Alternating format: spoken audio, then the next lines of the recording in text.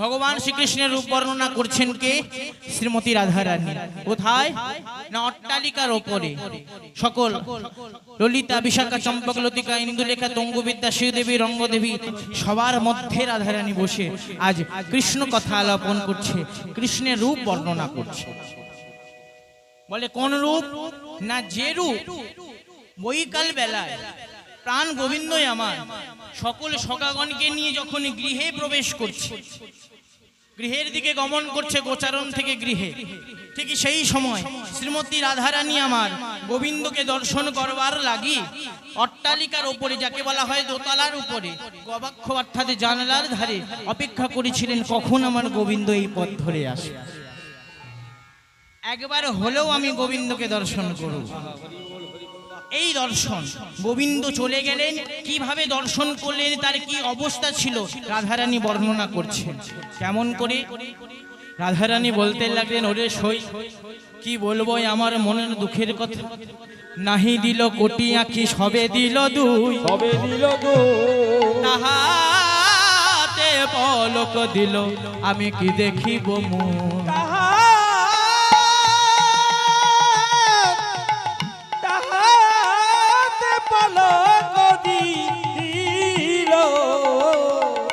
কি দেখিব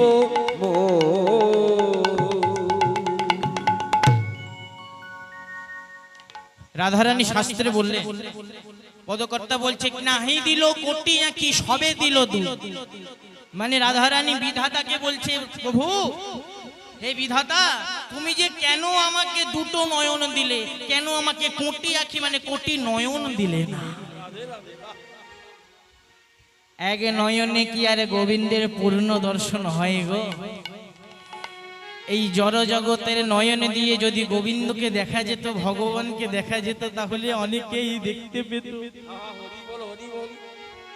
একটা কথা বলি মা, শাস্ত্রে লেখা আছে গীতার মধ্যে, আমাদের এই জড় জগতের নয়নে দিয়ে কখনো ভগবানকে দেখা যায় না।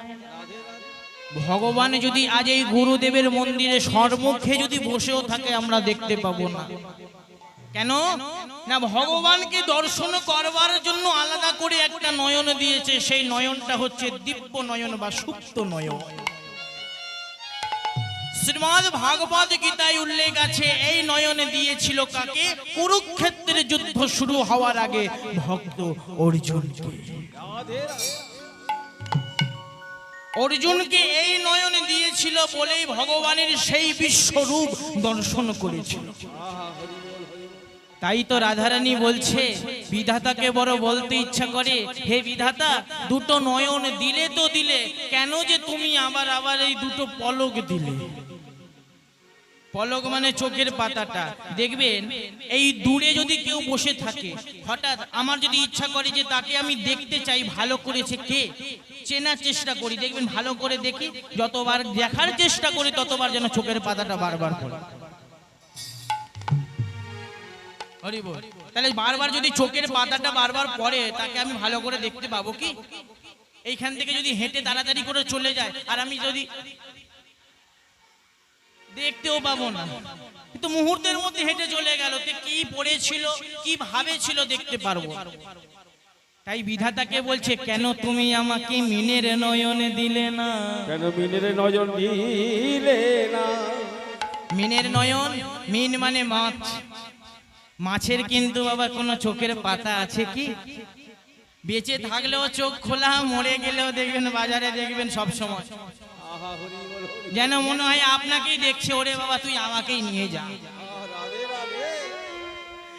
তাই রাধারানী বলছে, নাহি দিল কোটি আঁখি সবে দিল দুই, তাহাতে পলক দিল প্রভু, কেন তুমি আমাকে মিনের নয়নে দিলে না? আমি এক পলকেই গোবিন্দ দর্শন করে নিতাম।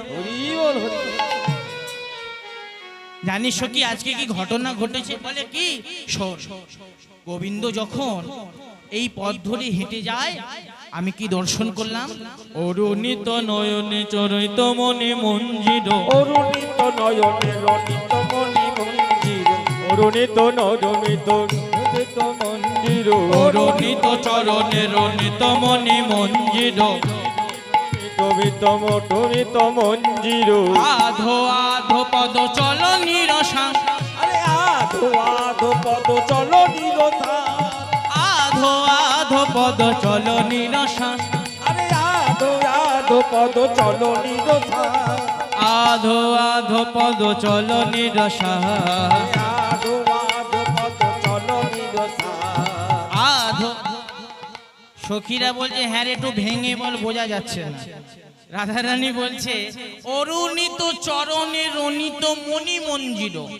অরুণ মানে সূর্য, এই দুই টাইমে কিন্তু সূর্যের রং কিন্তু লাল হয়। কোন টাইম? এক হচ্ছে একেবারে ব্রহ্ম মুহূর্ত প্রভাতকাল, আর দ্বিতীয় হচ্ছে বৈকাল বেলা। এই দুটো কালে কিন্তু সূর্যের রং কিন্তু লাল হয়।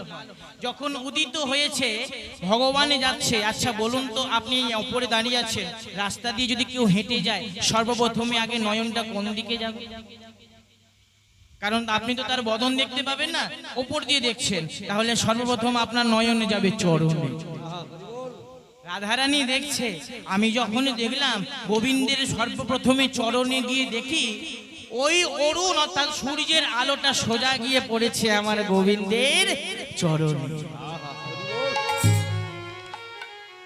এবার বলুন তো মা, চরণে কটা যেন আছে নখ? 5টা নখ, দুটো পায়ে।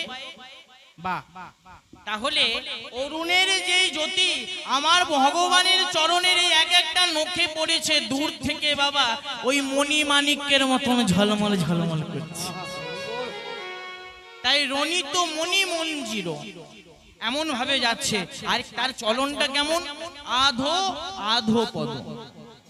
যদি কোনো বাবা, এখানে আমার বাবারা আছে, সংসার চালনা করার জন্য কর্ম করতে হবে বাবা, বেঁচে থাকতে গেলে কর্ম করতে হবে।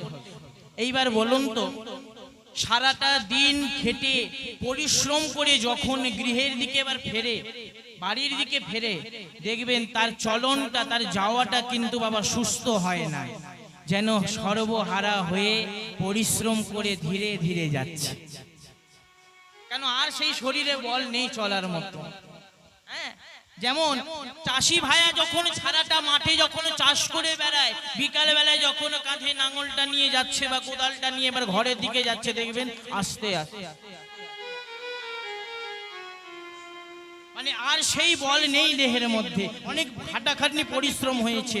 ঠিক তেমনি গোবিন্দ সারাটা দিন বাবা ধেনু চড়িয়েছে, খেলাধুলা করেছে, পরিশ্রম, আস্তে আস্তে যাচ্ছে সবার পিছনে আধো আধো। আর তার গতিটা কেমন? গতিটা বলছে যেন খঞ্জন গতি নে,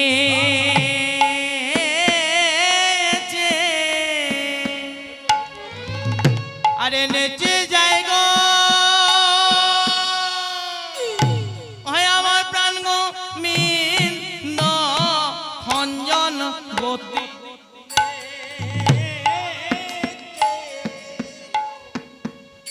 আজ নেচে যায় গো আমার প্রাণ গোবিন্দ, খঞ্জন গতি নেচে, আরে নেচে যায় গো প্রাণ গোবিন্দ, খঞ্জন গতি নেচে, আজ নেচে যায় গো আমার প্রাণ গোবিন্দ, খঞ্জন গতি নেচে যায় গো আমার আমার প্রাণ গোবিন্দ, খঞ্জন গতি নেচে যায় গো প্রাণ গোবিন্দ, খঞ্জন গতি নেচে যায় গো আমার প্রাণ গোবিন্দ, খঞ্জন গতি।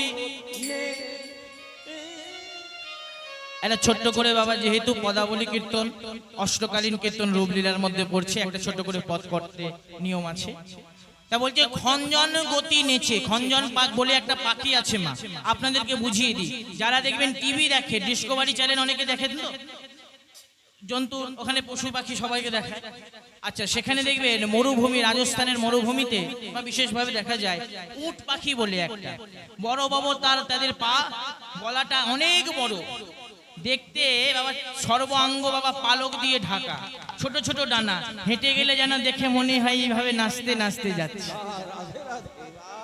মরুভূমিতে যখন মাঝের মধ্যে ধুলোর ঝড় ওঠে, ওই পাখিরা করে বিশেষ করে বড় গলা বাবা কি করে মাঝের মধ্যে নিজের মাথাটাকে ওই উট পাখি যাকে বলা হয়, শাস্ত্রে বলছে খঞ্জন পাখি। সেই খঞ্জন পাখি যখন হেঁটে বা দৌড়েও যায় যেন দেখে মনে হয় নাচতে নাচতে যাচ্ছে। তার সঙ্গে গোবিন্দের চলনটাকে তুলনা করেছে। রাধারানী বলছে যেন যাচ্ছে খঞ্জন পাখির মতো।